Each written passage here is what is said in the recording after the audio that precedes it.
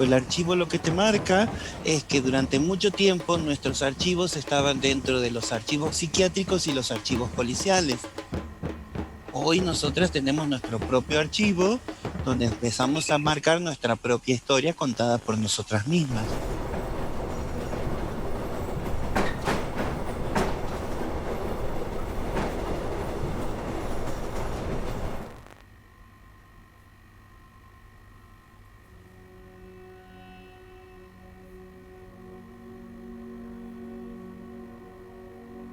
Soy de un pueblo muy chiquito, del partido de Luján. Toda mi infancia la tuve en ese pueblo de pocos habitantes. Aparte viajaba a un pueblo vecino del mismo partido para ir a un colegio. El bullying que yo sufría era en el tren, en el viaje, cuando tenía que compartir mi viaje con otros compañeros de otros colegios que eran mucho más grandes. Ellos iban a escuelas privadas. Al colegio que yo iba sola, que era un público que estaba semisubsidiado por los trabajadores textiles de ese pueblo.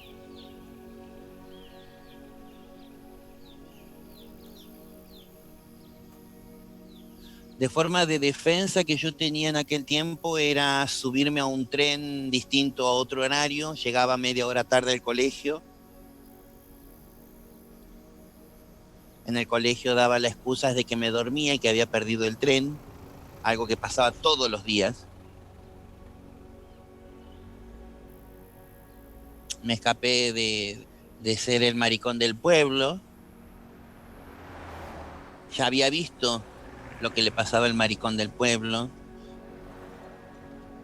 De ese pueblo chico, infierno grande, fue el que me escapé.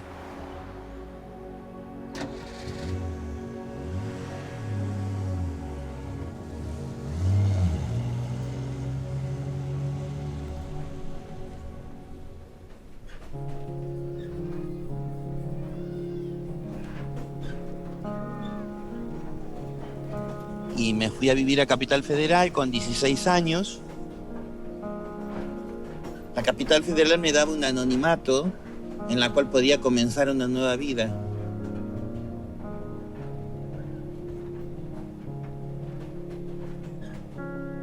Esa posibilidad nos daba a todas las que se estaban escapando de algo.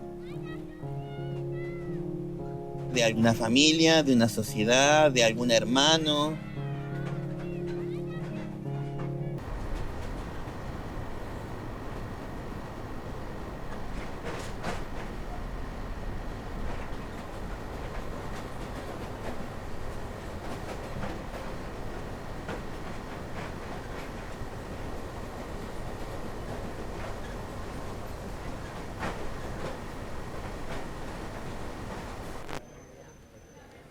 A finales de los 80 y principios de los 90, algunas chicas se empiezan a instalar en distintos hoteles tomados, shottings, que le decíamos.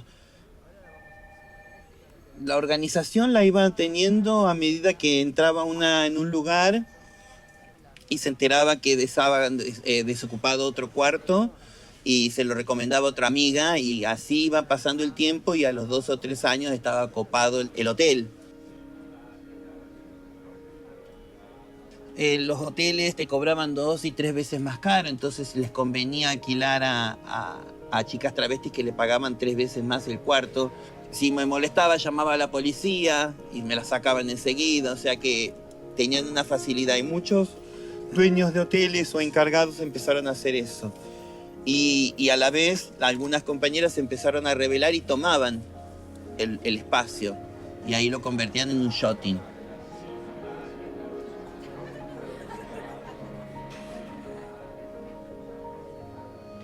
Cuando yo llego a Capital, yo llego a la casa de mis abuelos.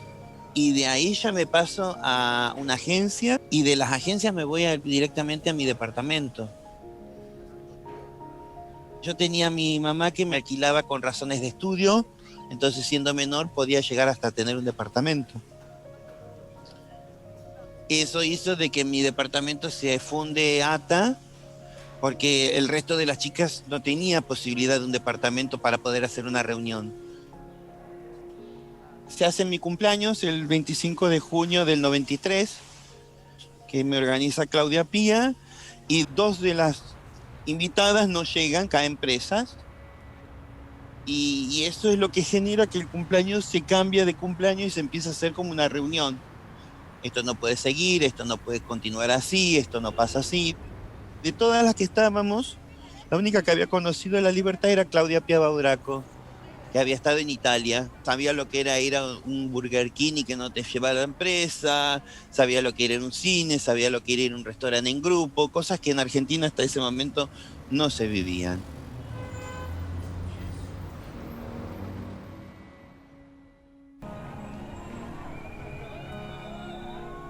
Mis problemas familiares eran mi visibilización. Cuando yo volvía siendo trans a la casa de mi mamá a ver a mis hermanos, yo entraba al pueblo con un auto, me bajaba del auto, el auto me esperaba, visitaba, estaba 2, 3 horas con mi mamá, terminaba de hacer lo que tenía que hacer, me subía al auto y me iba. Y la gente del pueblo, los vecinos, que son muy chusmas, se le acercaba y decía, oh, vino tu hermana de visita a mi mamá. Y mi mamá le decía, sí. Cuando yo salgo con la primer nota en el diario, fue cuando supieron que ni era ni la hermana, ni la prima, ni la sobrina, sino que era yo, que era la hija. Y esa fue la primera pelea que tuve con ella, mi visibilización. Me llaman de la revista Para Ti, que querían hacer una nota rosa, no Belén activista, sino María Belén persona, quién era. Sacan una foto a mi mamá, presentan a mis hermanos y dicen dónde estaba mi casa. Y ahí empezaron a llegar las amenazas a mi casa. Y ahí fue cuando mi mamá me llama para decirme que lo que estaba pasando era mi culpa. Entonces ahí es donde yo le pido disculpas y tomo la decisión de irme. Le dije a mi mamá que me iba por 15 días a Mar del Plata y a los 15 días la llamo para decirme que estaba en Estados Unidos y que no sabía cuándo iba a volver. For animal medicine, veterinary.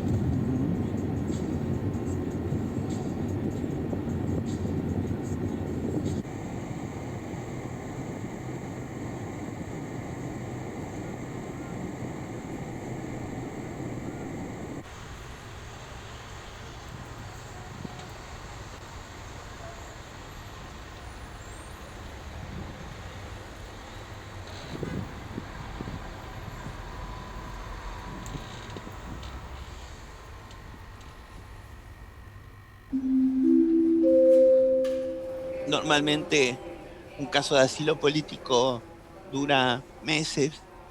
El mío duró desde el 2001 hasta el 2004, el 8 de diciembre del 2004. Durante todo ese tiempo, cada vez que me presentaba ante la corte tenía tres opciones. Quedaba detenida y me deportaban a Argentina, quedaba detenida hasta esperar hasta la próxima cita al juez, o me volvía a mi casa y tenía una próxima cita para el juez para volver a pasar por lo mismo.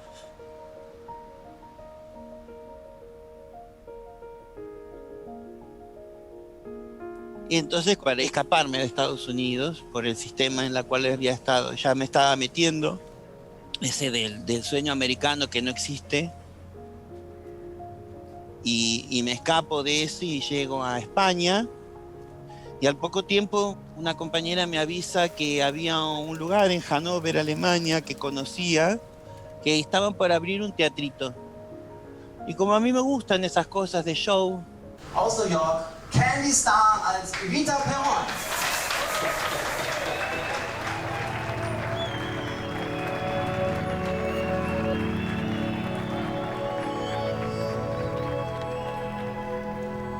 y de vuelta refloto Eva, y ahí es que hago la prueba para este Crazy People Cabaret, hasta que me terminé quedando a vivir acá en Alemania, me terminé casando en el 2012.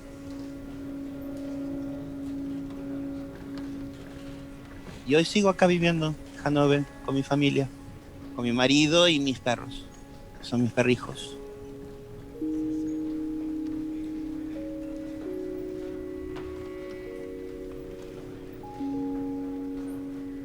Mi casa es como si fuera el consulado argentino. Yo vivo como si estuviera en Argentina. Tengo la computadora en Argentina, el televisor en Argentina. Y como que no me resigno a pensar que vivo en el extranjero. Por eso es que siempre estoy con la añoranza del volver, y cuando vuelvo, la añoranza de regresar, porque me di cuenta que soy como un híbrido, que no tengo raíz. Que cuando estoy acá, pertenezco en Argentina, y cuando estoy en Argentina, pertenezco acá. El exilio me marcó para siempre.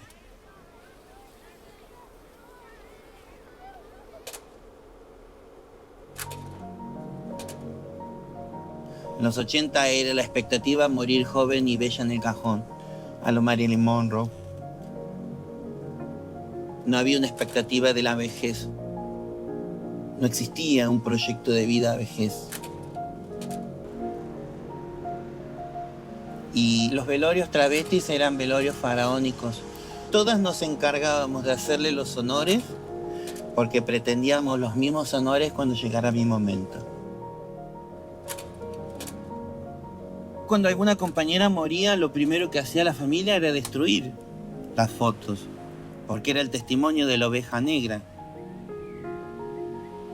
Entonces alguna compañera podría salvarte un bolso y las fotos. Las fotos sobrevivieron a eso, sobrevivieron a los allanamientos policiales.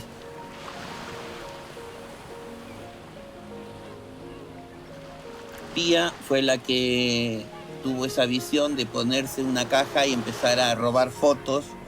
Entonces terminaras en la caja de ella, quisieras o no.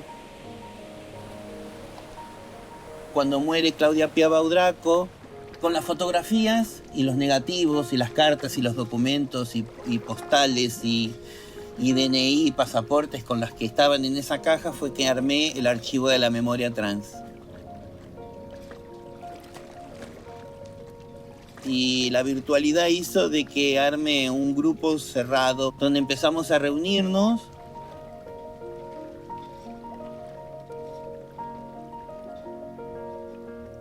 Muchas se reencontraron y se supieron vivas dentro del archivo.